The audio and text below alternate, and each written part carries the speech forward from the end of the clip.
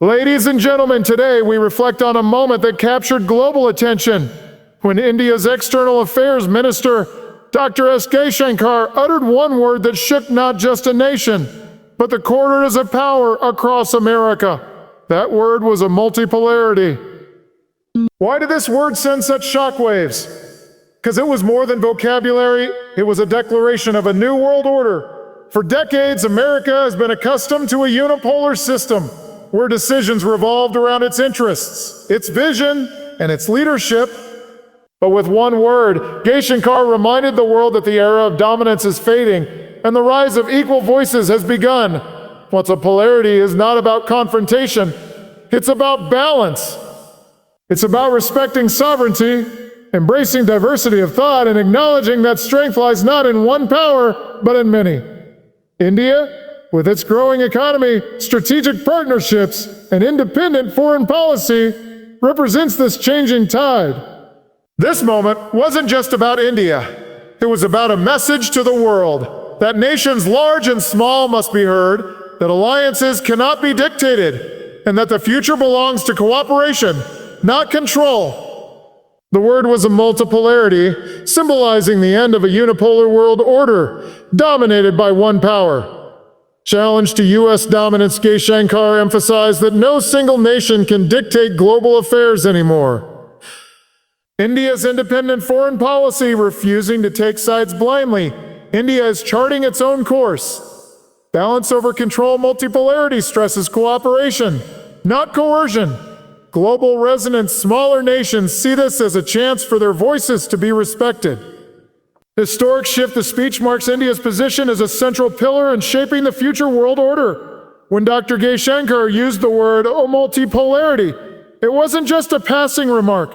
It was a direct challenge to the very framework through which international politics has been viewed for decades. For years, the global stage was dominated by a single narrative.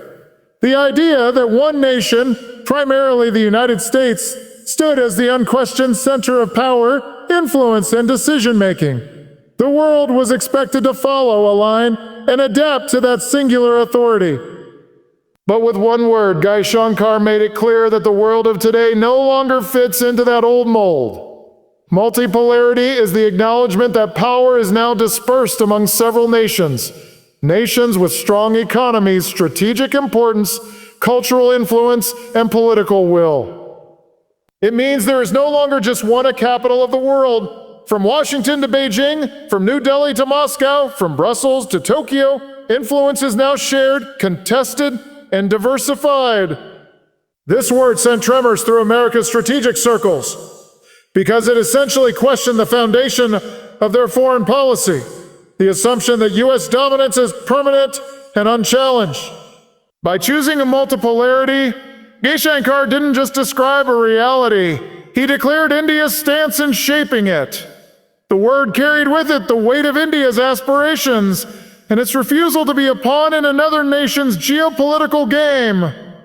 For the United States, which has long thrived on being the singular superpower, this was not just rhetoric. It was a bold reminder that the future will be decided by many voices, not one.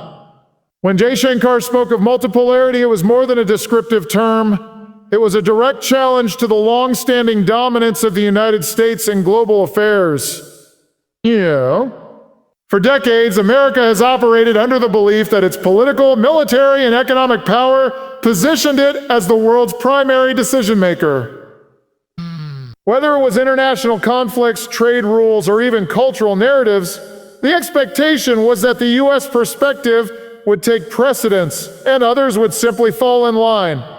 But Jaishankar's statement disrupted that notion by signaling that this hierarchy is no longer acceptable. Balance means respecting the sovereignty of nations, recognizing their right to pursue independent policies, and building consensus rather than forcing compliance. This stands in stark contrast to control, where the stronger party dictates outcomes regardless of the interests of others. For America, the concept of balance over control presents a challenge to its long-standing approach to international affairs. Whether it was through military interventions, sanctions, or pressure tactics, the U.S. has often relied on control to maintain its influence.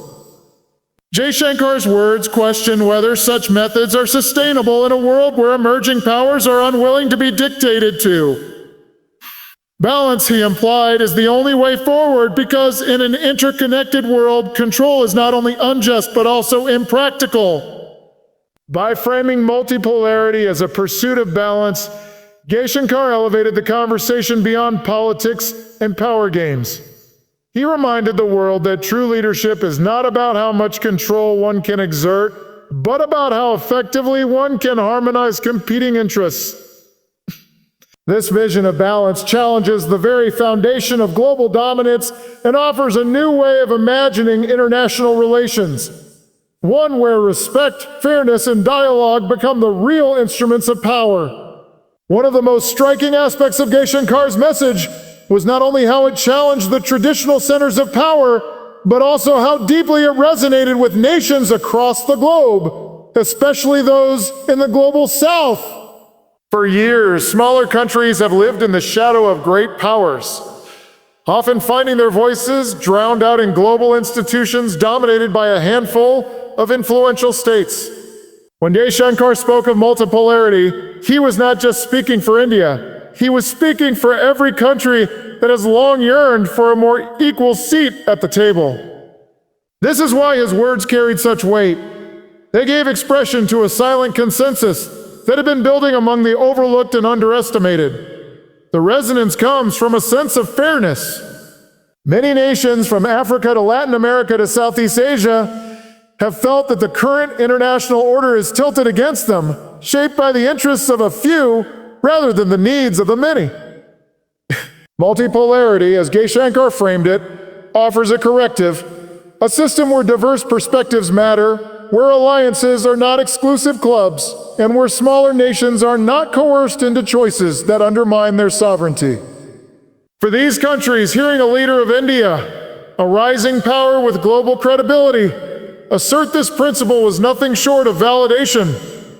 Even beyond the global south, the message found echoes among countries that, though powerful, are wary of being trapped in a binary world order dominated by rivalry between the U.S. and China. Nations in Europe, for instance, see value in a multipolar system where they too can exert influence without being overshadowed. In this sense, Jaishankar's words tapped into a universal aspiration, the desire for autonomy, dignity, and recognition in a system that often prioritizes the interests of a select few. What made this global resonance so impactful is that it reframed the debate. Multipolarity was not presented as an abstract theory or diplomatic jargon. It was articulated as a living, breathing necessity for a fairer, more inclusive world. By giving voice to these concerns, Jaishankar positioned India as a spokesperson, not just for itself, but for a vast coalition of nations seeking balance in an increasingly fragmented world. Jaishankar's statement was not just about semantics. It marked the recognition of a historic shift in the way global power is distributed and exercised. For much of the post-Cold War era, the world operated under the assumption that American dominance was not only inevitable, but permanent. Washington dictated the pace of diplomacy, set the rules of trade, and often decided the legitimacy of governments and conflicts across the globe. But when Jaishankar spoke of multipolarity, he signaled that this era has reached its natural end. The rise of new economic giants, the resurgence of old powers, and the assertiveness of middle nations like India have together redrawn the map of influence. This historic shift is not sudden. It has been unfolding gradually, but what made Jaishankar's words striking was the clarity and confidence with which they acknowledged it. India, once seen as a peripheral player in global politics, now speaks from a position of strength, backed by its growing economy, its technological advancements, and its expanding network of partnerships. For America, the realization that its dominance is no longer unchallenged is more than a geopolitical adjustment. It is a psychological reckoning. A world where decisions are shared, where priorities differ, and where leadership is distributed represents an entirely new reality. What makes this shift historic is its inclusivity. Unlike past eras of transition, where one empire replaced another or one bloc rose as another fell, this moment is about the coexistence of multiple centers of power. Jaishankar's words captured this uniqueness. The New World Order is not about one replacing another, but about many standing together, shaping outcomes collaboratively, and ensuring that no single hand holds all the cards. This is the essence of multipolarity, and its acceptance marks one of the most profound transformations in modern international relations. Ladies and gentlemen, with just one word, Dr. Jaishankar did more than deliver a diplomatic remark. He defined the spirit of our times. Multipolarity is not simply a concept.